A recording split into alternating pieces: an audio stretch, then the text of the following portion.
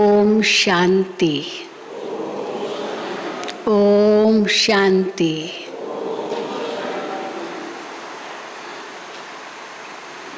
मीठे मीठे बाबा कहे, बच्चे तुम सब कर्म योगी हो। कर्म योगी का अर्थ क्या है? दुनिया में कर्म योगी का अर्थ दूसरा लेते हैं और बाबा इसका अर्थ भिन्न बताते हैं। दुनिया में कर्म योगी किसको कहते हैं? जिनका योग कर्म के साथ है। कर्म से ही योग है, कर्म को ही याद करते हैं, उसको कर्म योगी कहते हैं। कर्म को ही महत्व देते हैं। लेकिन यहाँ बाबा कहते हैं कर्म योगी माना हाथों से कर्म करो और मन का योग परमात्मा के साथ हो। वहाँ परमात्मा के साथ तो योग है नहीं, इसलिए कर्म से ही योग होता है।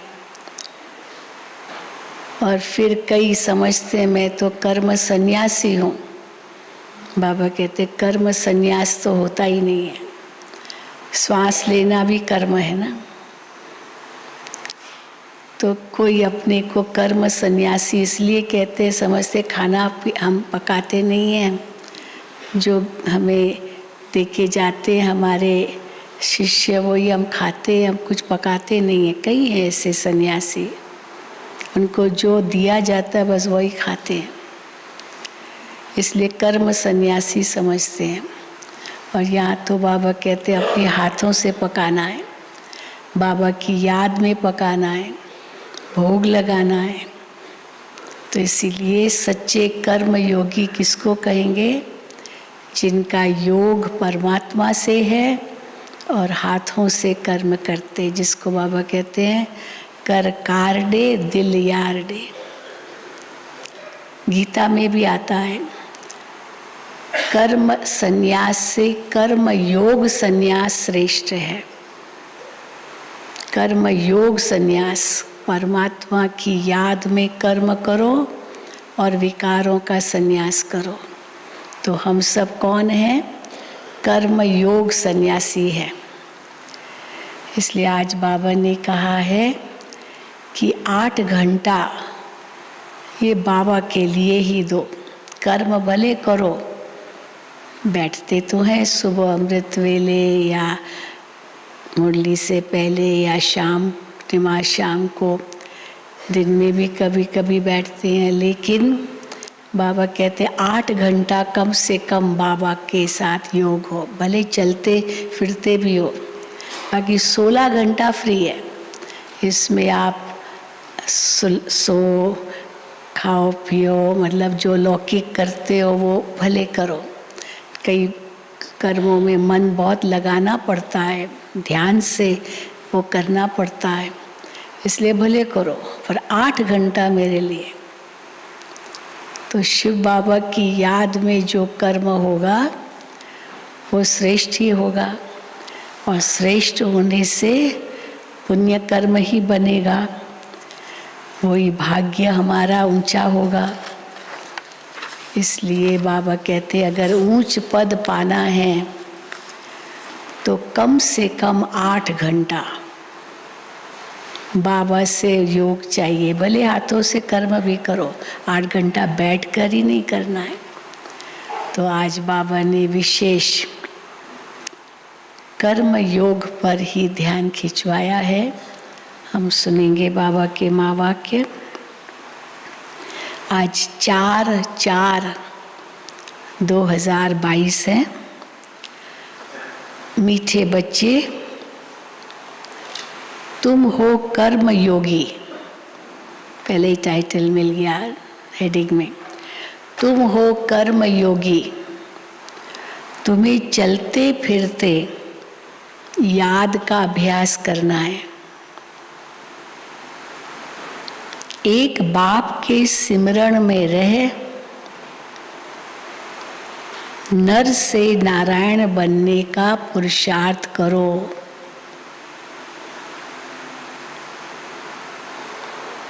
प्रश्न है, निश्चय बुद्धि बच्चों की मुख्य निशानी क्या होगी? कर्म बाबा की याद में हो, उसके लिए भी तो निश्चय चाहिए ना, पहले बाबा में, फिर बाबा में निश्चय होगा तो बाबा से प्यार भी जुटेगा, और प्यार होगा तभी तो याद भी कर सकेंगे।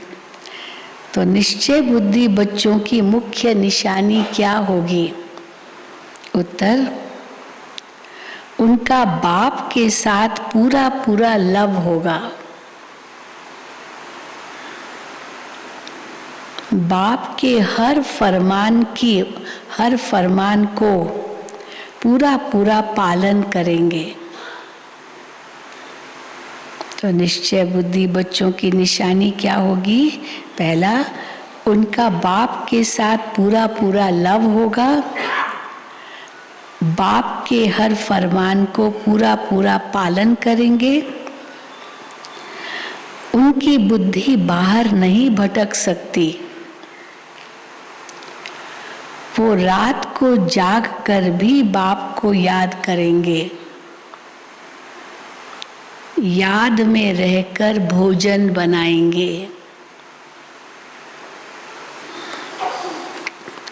गीत है, तूने रात गंवाई सो के, दिवस गंवाया खा के।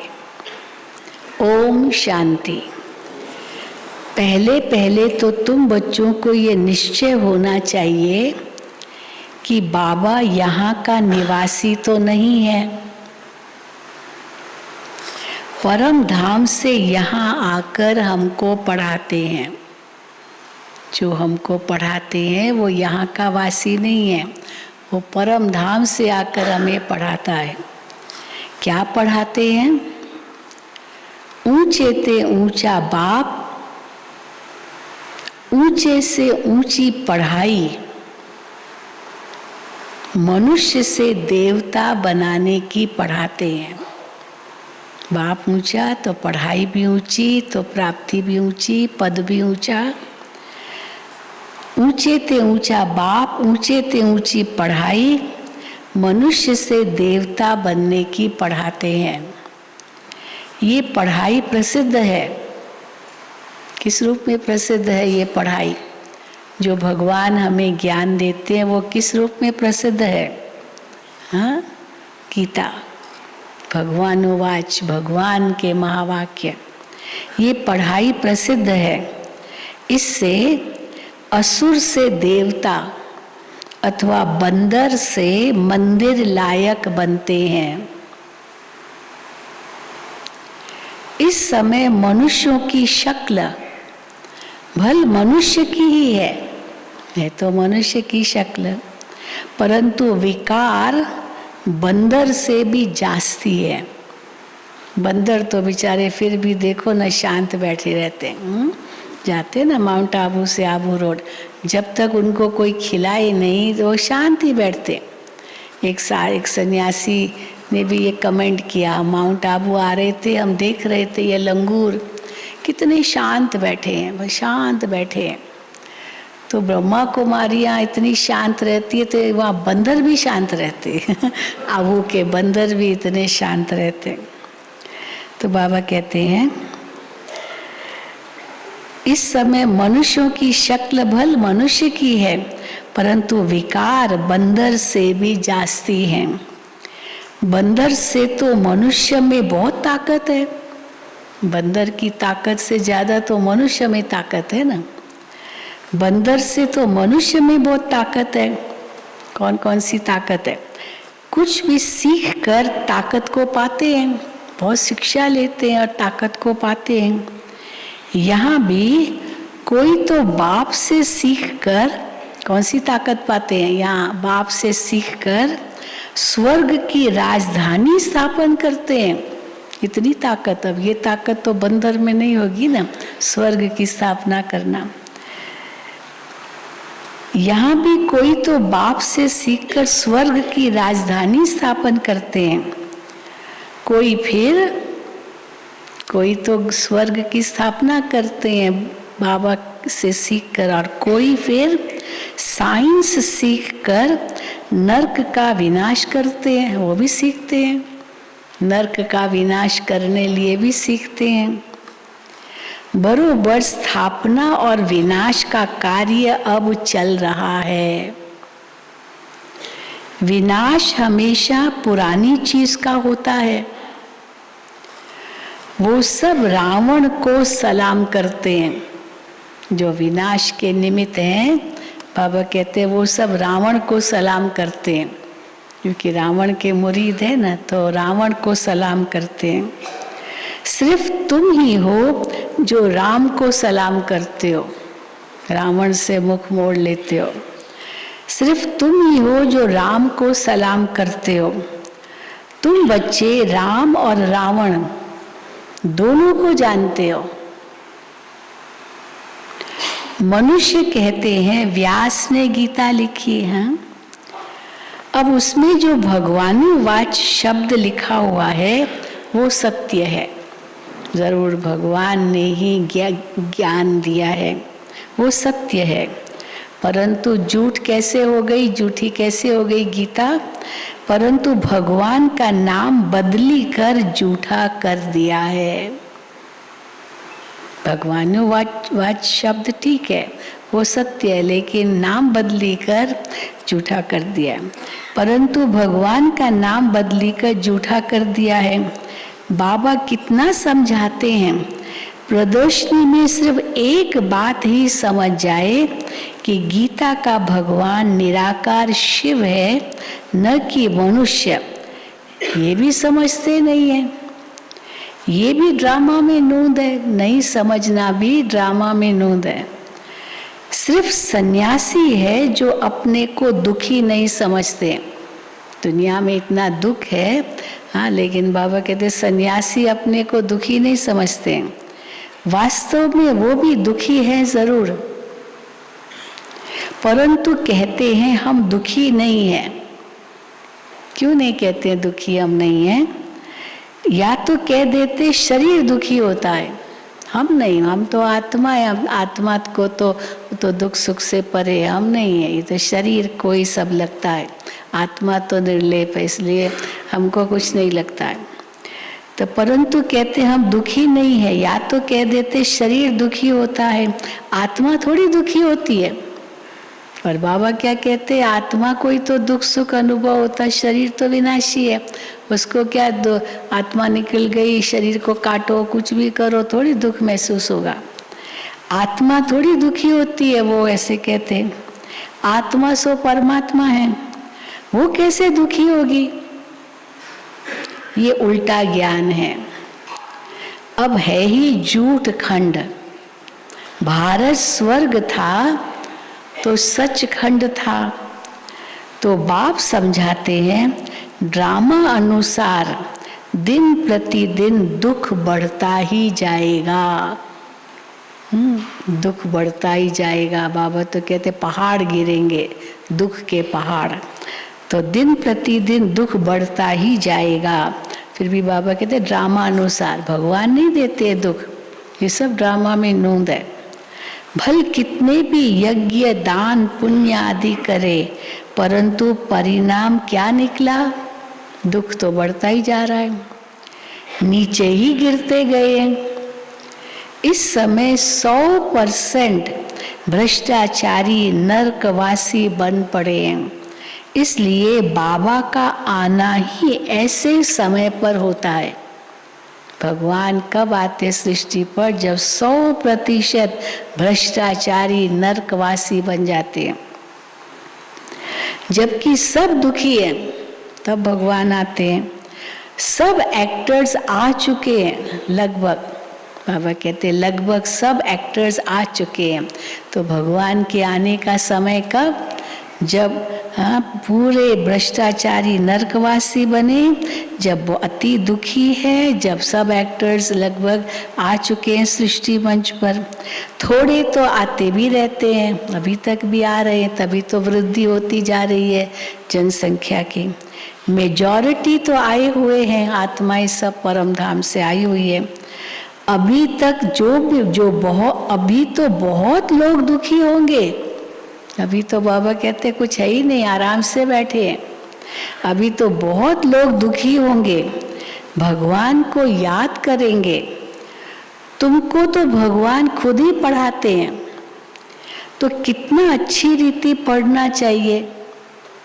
बाप, टीचर, सतगुरु तीनों ही इकट्ठे मिले हैं। अब और किसके पास जाएं? बाबा कहते हैं ना, बच्चा पैदा होता है तो बाप के पास जाता है, फिर थोड़ा बड़ा होता है टीचर के पास जाता है, और बड़ा होता है गुरु के पास जाता है। अभी तीनों ही एक में, तो और किसके पास जाएंगे हम? तीनों ही एक है तो किसके पास और जाएंगे? बाप कहते हैं भल ग्रस्त व्यवहार में रहो, परंतु मुझ निराकार परमात्मा की मत पर चलो, तो तुम श्रेष्ठ बन सकते हो। और कोई गुरु गुसाई की मत पर नहीं चलो। तुम पूछते हो कि परम पिता परमात्मा से तुम्हारा क्या संबंध है?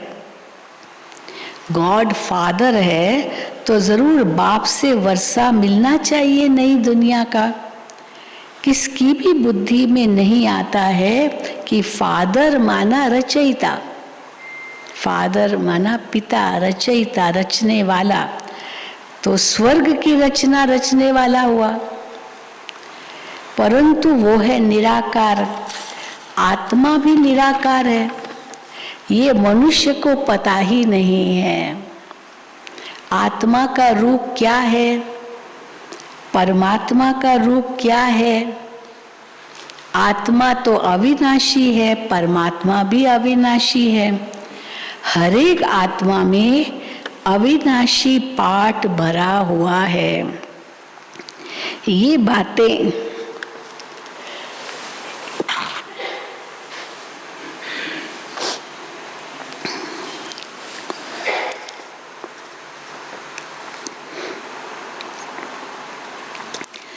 तो जब बाबा कहते हैं ना आत्मा अविनाशी है, परमात्मा भी अविनाशी है, और हर एक आत्मा में अविनाशी पाठ भरा हुआ है, तो ये बातें जब मनुष्य सुनते हैं तो उनकी बुद्धि चक्री में आ जाती है कि हर एक आत्मा का अविनाशी पाठ नूंदा हुआ है। फिर उसके बाद अगर हर कल्प कल्प वही पाठ रिपीट होता है तो और बुद्धि चक्री में आती है, घूम जाती है, क्या मतलब है इसका। तो बाबा कहते हैं मनुष्यों की बुद्धि चक्री में आ जाती है। जिन्होंने कल्प पहले वर्षा लिया है वही पुरुषार्थ अनुसार सब बातों को समझ जाते हैं। अभी तुम बच्चों की बुद्धि में पक्का निश्चय है और बाप के साथ लव भी है। शिव बाबा फरमान करते हैं कि खाते पीते मुझे याद करो, याद से विकर्म विनाश होंगे और ऊंच पद भी पाएंगे। कोई तो भल यहाँ बैठे हैं, बाबा के सामने बैठे हैं, परंतु बुद्धि बाहर भटक रही है।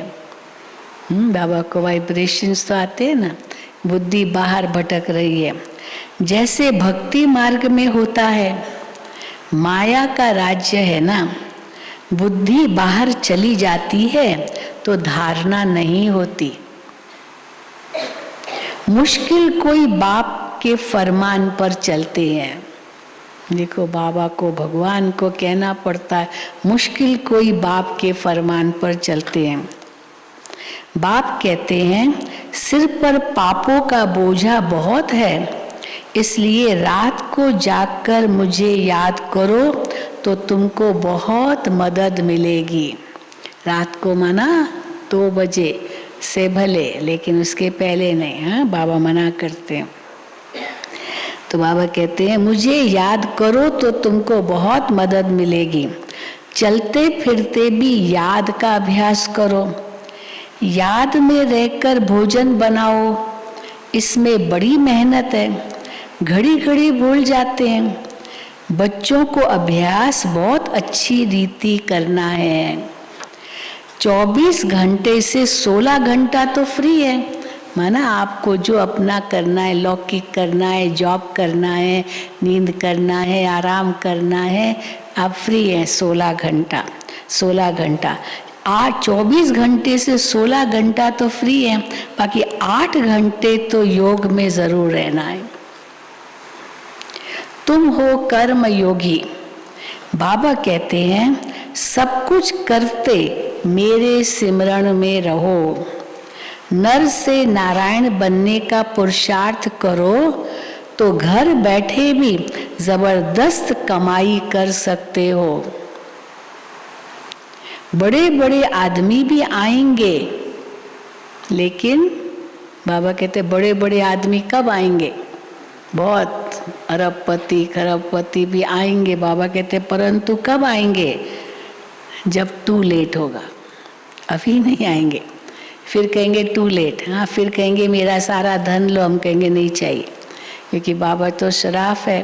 हाँ, वो उनका लेंगे जो फिर वापस भी कर सके ना, तो इसीलिए बाबा नहीं लेंगे। तो बाबा कहेंगे टू लेट। परंतु टू लेट तुम्हारे में भी बहुत हैं जो कहते हैं हम लक्ष्मी को अथवा नारायण को वरेंगे, फिर घड़ी घड़ी भूल जाते हैं। ऐसे बहुत हैं जो कहते हैं शिव बाबा इनमें आते हैं, ये बात हमारी बुद्धि में नहीं बैठती है। शिव बाबा ब्रह्मा तन में आते हैं, ये बात हमारी बुद्धि में नहीं बैठते, बहुत कहते हैं। फिर क्या कहते हैं? फिर उनको कहते फिर ये किसका कार्य चल रहा है? तो वो क्या कहते? कोई शक्ति है, कशिश है। परंतु ये भगवान आते हैं, ये उनको समझ में नहीं आता। ये जरूर कहते हैं कोई शक्ति है, कशिश है, परंतु बच्चे बाप को समझते नहीं है कि भगवान वो हमारा पिता है, वो आए हैं, वो हमें ज्ञान दे रहे हैं टीचर के रूप में। वो समझते नहीं है, क्योंकि शास्त्रों में ऐसी बातें तो है नहीं कि बाप आते हैं, ऐसे परमात्मा आते हैं, ज्ञान ऐसे देते हैं। बाबा कहते इस प्रकार से तो शास्त्रों में है नहीं। गीता है सबसे ऊंचा शास्त्र, उसमें भी मनुष्य का नाम डाल दिया है। तो निराकार सुना रहे हैं ये ज्ञान, वही गीता का ज्ञान निराकार के द्वारा है। बाबा कहते हैं वो फिर ये भी नहीं समझ पाते, क्योंकि श्री कृष्ण का नाम डाल दिया है, उसमें भी मनुष्य का नाम डाल दिया है। फिर जो ऊंचे से ऊंचा भगवान है, उनका नाम फिर नीचे वाले शास्त्र में कैसे आएगा? अब शिव बाबा ऊंचे से ऊंचा, वो गीता में उनका नाम होना चाहिए, अब उसमें तो है नहीं। तो फिर बाबा कहते हैं नीचे वाले शास्त्र में भी कहाँ आएगा कि भगवान कैसे आते हैं? फिर जो ऊंचे से ऊंचा भगवान है, उनका नाम फिर नीचे वाले शास्त्र में कैसे आएगा? ऊंचे वाले में ही नाम बदली कर दिया। तो बाप कहते हैं कितनी भूल कर दी है, मैंने ही ये रुद्र यज्ञ रचा है। गीता में आता है मैं रुद्र ज्ञान यज्ञ रचता हूँ। तो कहते बाबा कहते शिव बाबा कहते मैंने ये यज्ञ रचा है। श्री कृष्ण थोड़ी यज्ञ रचता है, मैंने ही ये रुद्र यज्ञ रचा है। कृष्ण को तो कहते हैं श्याम सुंदर, राधे कृष्ण ही लक्ष्मी नारायण बनते हैं, वही पूरे 84 जन्म लेते हैं। 84 लाख कहो तो भी पहले स्वर्ग में आने वाले तो लक्ष्मी नारायण ही है। मान लो कोई कहे भी हाँ 84 लाख योनियों में जाती है आत्मा, 84 लाख जन्म है, चलो मान भी लिया, लेकिन पहले तो लक्ष्मी नारायण होंगे ना। तो इसलिए बाबा कहते 84 लाख कहो तो भी पहले स्वर्ग में आने वाले तो लक्ष्मी नारायण ही हैं। तो बाप समझाते हैं तुम देवी देवता धर्म वालों ने 84 जन्म लिए हैं, तुम ही नंबर 1 थे, तुम्हारी ही अब राजधानी स्थापन हो रही है। लक्ष्मी नारायण तुम्हारे ही माँ बाप थे। कौन थे लक्ष्मी नारायण? सतयुग में उनके जो बच्चे होंगे तो वही कहेंगे ना, लक्ष्मी नारायण को अपने माँ बाप कहेंगे। तो बाबा कहते हैं लक्ष्मी नारायण तुम्हारे ही माँ बाप थे, अब तुम्हारी राजधानी बन रही है, तुम अभी संपूर्ण नहीं बने हो, बनना है जरूर, संपूर्ण बने नहीं हो, बनना है जरूर, तब तो संपूर्ण बनना ही है, ये निश्चित है। उसका कैसे इसको सिद्ध करेंगे कि ये निश्चित है कि संपूर्ण बनना ही है जरूर? तो बाबा कहते तभी तो सूक्ष्म वतन में साक्षात्कार होता है। सूक्ष्म वतन में साक्षात्कार हमारे संपूर्ण रूप का होता है ना। तो बाबा कहते तुमको संपूर्ण जरूर बनना है, ये निश्चित है, इसलिए तुम्हारा ही साक्षात्कार होता है सूक्ष्म वतन में। तब तो सूक्ष्म वतन में साक्षात्कार होता है। अपने ही संपूर्ण फरिश्ते, अपने को संपूर्ण फरिश्ते समझते हो, हम ही वो है, तो हमारा ही रूप दिखाई देता। जैसे ब्रह्मा बाबा को महसूस हुआ, बाबा को बताया गया आपका संपूर्ण रूप सूक्ष्म वतन में है, तब बाबा को लगा मेरा है। तो बाबा के साथ हम बच्चों का भी तो है, बाबा हम बच्चों को भी तो इमर्ज करते हैं ना वतन में। तो बाबा कहते हैं उनका ही साक्षात्कार होता है। अपने को संपूर्ण फरिश्ता समझते हो, फरिश्ता बनने के बाद लक्ष्मी नारायण बनेंगे। सीधा ही नहीं यहाँ से जाके लक्ष्मी नारायण बनेंगे, पहले फरिश्ता बनेंगे, फिर परमधाम जाएंगे, फिर लक्ष्मी नारायण बनेंगे। उनका भी साक्षात्कार होता है। तत्त्वम तुम्हारा भी होता है, तुम भी बन रहे हो। कितना अच्छी रीति समझाया जाता है। आजकल स्कूलों में भी गीता पढ़ाते हैं। भारत की सरकार ने शुरू किया है, सबसे पहले तो कर्नाटक में शुरू कर रहे हैं, ऐसे सुना है, गीता सिखाना। तो बाबा कहते हैं तो आजकल स्कूलों में भी गीता पढ़ाते हैं।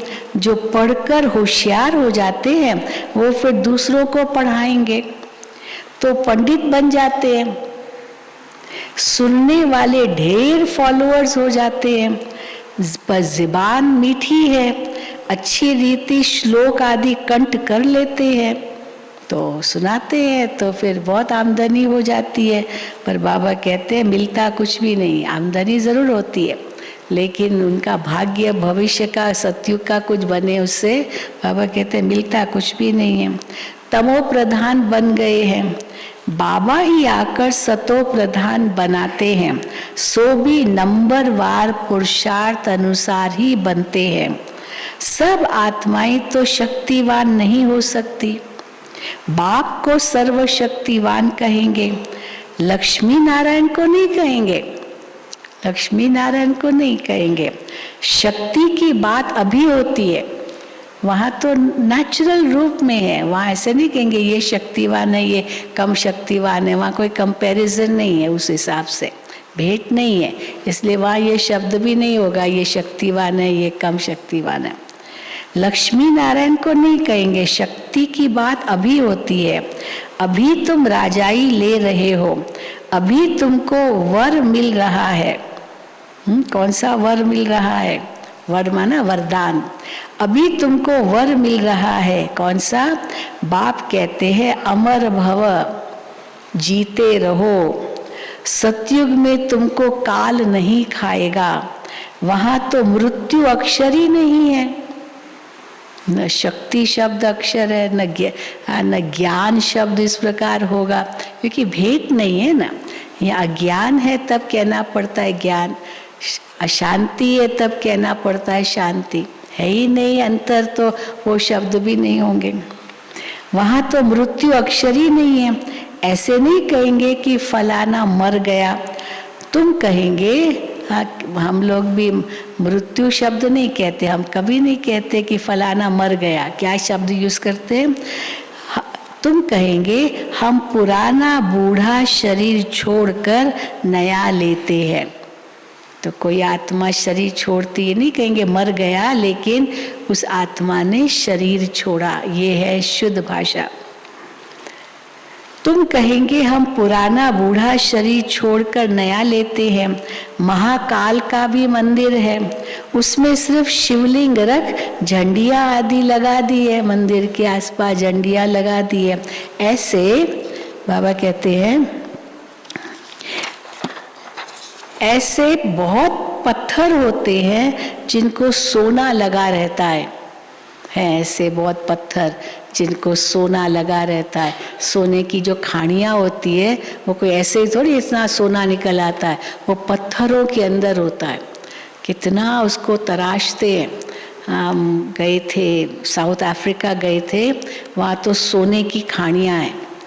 तो अभी तो एक वो दिखाते, एक वो म्यूज़ियम बन गया है, वो खानी जो है वो सोने की खानी म्यूज़ियम बन गई है। बहुत नीचे जाना पड़ता है, सारा सोना तो लगभग ख़त्म हो गया, सब ख़त्म हो गया, पर एक जगह उन्होंने रखा है और वो टूरिस्ट को ले जाते हैं बहुत नीचे इतना उन्होंने खोदा होगा और वो पत्थर के अंदर वो सोना दिखाई दिया। तो दिखाया भी, देखो इसमें सोना, पर ये रखा है ताकि टूरिस्ट को दिखा सके। तो ऐसे, और कहाँ वो कैसे सोना पिघलाते हैं वो भी दिखाते हैं। तो बहुत कुछ वहाँ साउथ अफ्रीका में बहुत है। तो हीरो का भी, हीरो की भी कहानी है। तो बाबा कहते हैं बहुत पत्थर होते हैं जिनको सोना लगा रहता है, फिर घिस घिस कर बनाते हैं।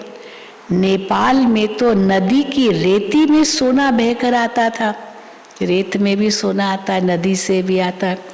सतयुग में तुमको सोना बहुत मिल जाता है।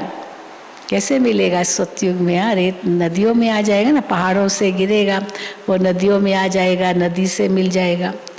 तो बाबा कहते हैं सतयुग में तुमको बहुत सोना मिल जाता है, अब तो सोना है ही नहीं, एकदम खलास हो गया है। यहाँ भारत में भी है कोलार गोल्ड माइंस, हाँ कर्नाटक में, वहाँ भी हम गए थे देखने। कहते अभी तो सब बंद कर दिया, खाली हो गया, कोई सोना नहीं है। तो बाबा कहते अब तो सोना है ही नहीं, एकदम खलास हो गया है, खानियाँ सब खाली हो गई है। स्वर्ग में तो सोने के महल बनते हैं, फिर से हम अपने स्वर्ग की स्थापना कर रहे हैं। तो कहाँ स्वर्ग में सोना ही सोना, और यहाँ बाबा कहते है ही नहीं सोना। फिर से हम अपने स्वर्ग की स्थापना कर रहे हैं। ऐसे बहुत बच्चे हैं जो लिखते हैं बाबा हम आपके बन गए हैं, कभी देखा भी नहीं है तो भी लिखते बाबा हम आपके बन गए हैं। अभी तुम अमर लोक के लिए शिव बाबा से अमर कथा सुन रहे हो। निश्चय से ही विजय होती है, निश्चय में भी पक्का होना चाहिए। मुख्य बात है निश्चय, स्वयं में निश्चय, बाबा में निश्चय, ड्रामा में निश्चय, निश्चय भी पक्का होना चाहिए। अच्छा, आज मुरली छोटी है, फिर मम्मा की 2 मुरलियाँ हैं बहुत अच्छी। अच्छा, मीठे मीठे सिकी लदे बच्चों प्रति माता पिता बाप दादा का याद प्यार और गुड मॉर्निंग। रूहानी बाप की रूहानी बच्चों को नमस्ते। हम रूहानी बच्चों की रूहानी बाप दादा को याद प्यार, गुड मॉर्निंग और नमस्ते। धारणा के लिए मुख्य सार, निश्चय बुद्धि बन, एक बाप से पूरा पूरा लव रखना है। बाप के फरमान पर चल, माया पर जीत पानी है। दूसरा, शरीर निर्वाह अर्थ कर्म करते कर्म योगी बनना है। याद का चार्ट 8 घंटे तक जरूर बनाना है। वरदान, होली हंस बन, व्यर्थ को समर्थ में परिवर्तन करने वाले फीलिंग प्रूफ भव। होली हंस बन, व्यर्थ को समर्थ में परिवर्तन करने वाले फीलिंग प्रूफ भव। सारे दिन में जो व्यर्थ संकल्प, व्यर्थ बोल, व्यर्थ कर्म और व्यर्थ संबंध संपर्क होता है, उस व्यर्थ को समर्थ में परिवर्तन कर दो। कैसे करेंगे इस व्यर्थ को समर्थ में परिवर्तन? व्यर्थ को अपनी बुद्धि में स्वीकार नहीं करो। अगर एक व्यर्थ को भी स्वीकार किया तो वो एक अनेक व्यर्थ का अनुभव कराएगा, जिसे ही कहते हैं, क्या कहते हैं उसको, व्यर्थ आया माना और व्यर्थ बहुत आते गए, जिसे ही कहते हैं फीलिंग आ गई। किसने कुछ कह दिया, हाँ बस फीलिंग आ गई, अंदर में उसको ले लिया तो फीलिंग आ गई। इसीलिए होली हंस बन, व्यर्थ को समर्थ में परिवर्तन कर दो। फीलिंग को आने नहीं दो, एक कान से सुना दूसरे कान से निकाल दो। होली हंस बन, व्यर्थ को समर्थ में परिवर्तन कर दो तो फीलिंग प्रूफ बन जाएंगे। कोई गाली दे, गुस्सा करे, आप उसको शांति का शीतल जल दो। ये है होली हंस का कर्तव्य। स्लोगन, साधना के बीज को प्रत्यक्ष करने का साधन है बेहद की वैराग्य वृत्ति। साधना के बीज को प्रत्यक्ष करने का साधन है बेहद की वैराग्य वृत्ति। अब मातेश्वरी जी के अनमोल महावाक्य, पहली मुरली की हेडिंग है, परमात्मा को त्रिमूर्ति क्यों कहते हैं? बहुत अच्छा बताया मम्मा ने, परमात्मा को त्रिमूर्ति क्यों कहते हैं? परमात्मा को त्रिमूर्ति क्यों कहते हैं? उन्होंने कौन से 3 रूप रचे? अवश्य उन्होंने 3 रूप ब्रह्मा विष्णु शंकर के रचे हैं। वो जब खुद आते हैं तो तीनों रूपों को अपने साथ लाते हैं। जैसे नहीं कि पहले एक को रचते, फिर दूसरे को रचते, फिर तीसरे को रचते। कई पूछते ना, ब्रह्मा विष्णु शंकर में तीनों में से बड़ा कौन? तो कोई कहेंगे ब्रह्मा बड़ा, हाँ विष्णु चाचा हो गया, वो ताया हो गया। लेकिन मम्मा कहती है तीनों को एक साथ रचते हैं। ब्रह्मा को, विष्णु को और शंकर को, तीनों एक साथ। कैसे? ब्रह्मा तन में प्रवेश करते, नाम रखते ब्रह्मा, विष्णु का साक्षात्कार कराते और शंकर के द्वारा प्रेरणा, उसी समय वैज्ञानिकों को प्रेरणा आती है कैसे एटम बॉम्ब की। तो इसीलिए ब्रह्मा विष्णु शंकर तीनों का एक साथ पाठ शुरू होता है। तो बाबा कहते हैं वो जब खुद आते हैं तो तीनों रूपों को अपने साथ लाते हैं। ऐसे नहीं कहेंगे कि उन्होंने ये 3 रूप अलग अलग रचे हैं, इकट्ठे ही रचे हैं, आगे पीछे नहीं रचे हैं। तो परमात्मा ही कहते हैं कि ये रचना मेरी है, ब्रह्मा विष्णु शंकर, क्योंकि मैं साकारी, आकारी और निराकारी तीनों सृष्टि का मालिक हूँ। मैं साकारी लक्ष्मी नारायण देवता रूप में नहीं हूँ, वे तो साकारी दैवी गुणों वाले मनुष्य हैं, और मैं अव्यक्त देवता ब्रह्मा विष्णु शंकर भी नहीं हूँ। भल ये आकारी देवता पुनर्जन्म में नहीं आते हैं, मगर मैं वो भी नहीं हूँ, मैं वो भी नहीं हूँ। ये सारी मेरी डिपार्टमेंट है, ब्रह्मा विष्णु शंकर की ये सारी डिपार्टमेंट मेरी डिपार्टमेंट है। जब मैं खुद आता हूँ तो सारी डिपार्टमेंट साथ में लाता हूँ, सुना? और उन्हों द्वारा ही दैवी सृष्टि की स्थापना, आसुरी दुनिया का विनाश तथा नई सृष्टि की पालना कराने के लिए आता हूँ। मैं तो डायरेक्ट ऊपर से पवित्र आत्मा आता हूँ।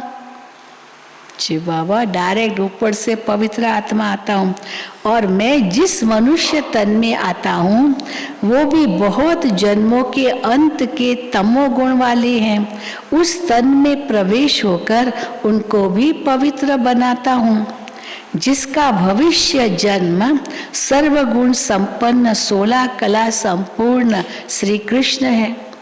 क्योंकि परमात्मा तो सर्व गुणों का सागर विकर्माजीत है, उनसे सेकंड नंबर श्री कृष्ण बनता है। सर्वगुण संपन्न, जिसके फिर अंत का जन्म ब्रह्मा तन है। परमात्मा के मौफिक पवित्र आत्माएं कोई भी नहीं है। इस समय कोई भी पवित्र आत्माएं नहीं है परमात्मा के मौफिक।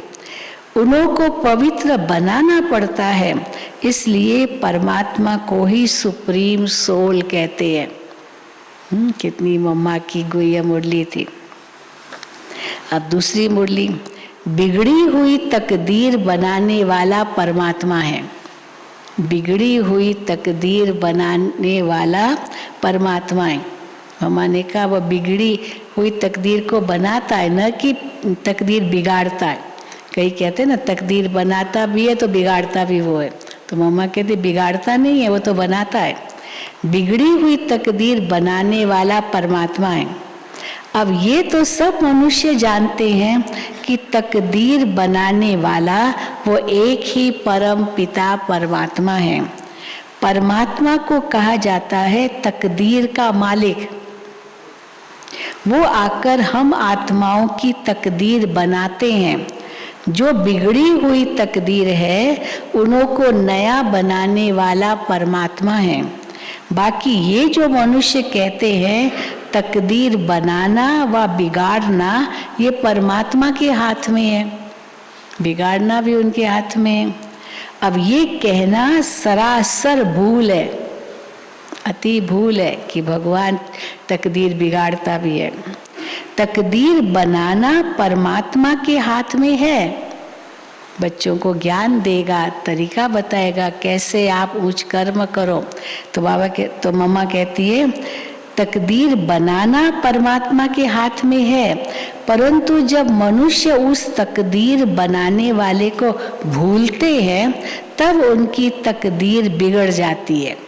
गोया तकदीर को बिगाड़ना ये मनुष्य के हाथ में है, क्योंकि भगवान को भूल गया। तो भगवान को भूल गया तो तकदीर बिगड़ जाएगी, क्योंकि कर्म गलत होंगे। हाँ, कई ऐसे ना, कई ऐसे साधु को पकड़ा, माना गलत काम करते साधु को पकड़ा, तो उस समय वो क्या दलील देता है, मेरी उस समय बुद्धि भ्रष्ट हो गई थी, बुद्धि भ्रष्ट हो गई थी। तो बुद्धि भ्रष्ट कैसे हो गई? हाँ, कर्म गलत किए तो बुद्धि भ्रष्ट हो गई, कर्म गलत हुए, भगवान की याद उस समय नहीं थी। तो मम्मा कहती है तो उसकी तकदीर बिगड़ जाती है। गोया तकदीर को बिगाड़ना मनुष्य के हाथ में है। जब मनुष्य अपने आप को भूलते हैं, अपने बाप को भूलते हैं, तब ही मनुष्यों से उल्टा कार्य होने कारण वो अपनी तकदीर को लकीर लगाते हैं। तो बिगाड़ने वाला हुआ मनुष्य और बनाने वाला हुआ परम पिता परमात्मा। इसलिए परमात्मा को सुखदाता कहते हैं, न कि दुखदाता। वो दुखदाता नहीं है। देखो, जब परमात्मा स्वयं ही इस सृष्टि पर अवतरित होते हैं तो सभी मनुष्यों की बिगड़ी हुई तकदीर बनाते हैं, अर्थात सबको सद्गति दे देते हैं। तभी तो परमात्मा को सभी मनुष्य आत्माओं का उद्धार करने वाला कहते हैं। परमात्मा कहते हैं, हे बच्चे, मैं इस संगम पर आकर सबकी तकदीर बनाता हूँ। ऐसा नहीं कोई की तकदीर बने और कोई की न बने, सबकी तकदीर बनाता हूँ। कैसा? कैसे? सबको मुक्ति, जीवन मुक्ति देता हूँ, ये तकदीर बनाता है। ऐसे नहीं कोई की तकदीर बने और कोई की न बने, परंतु परमात्मा तो सबकी तकदीर बनाते हैं, क्योंकि सभी मनुष्यों का सारी सृष्टि से संबंध है। सभी मनुष्यों का सारी सृष्टि से संबंध है।